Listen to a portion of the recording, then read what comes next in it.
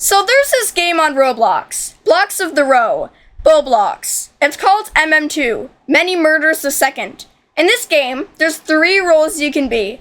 They are the Pew Pew, the Stab Stab, and the Try Not to Get Brutally Murdered. If you get picked to be the Stab Stab, a stab device spawns into your pocket.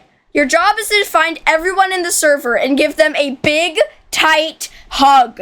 So big and tight that they go oof. Whoopsie. The Stab Stab will stop at nothing to get hugs. Well, almost nothing. That's where the Pew Pew comes in.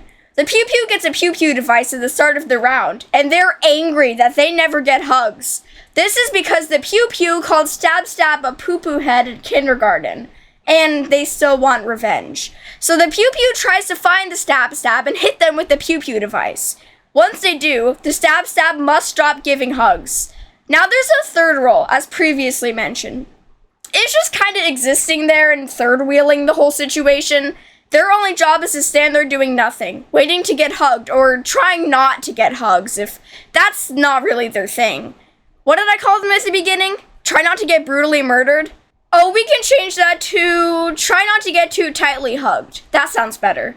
Wait, I almost forgot. There's a secret role. If the Stab Stab has a change of mind and decides to give the Pew Pew a hug too, the Pew Pew will scream and drop their Pew Pew device. An especially bored, try not to get too tightly hugged players, dudes, can grab the Pew Pew and instantly get transformed into Superman.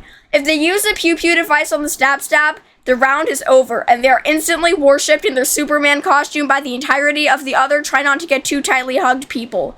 The game is split into rounds, each round ending when the Pew Pew has gotten revenge, the Stab Stab has hugged everyone, or the try not to get too tightly hugged people get tired of standing around for too long. Each round is held in a different fun map.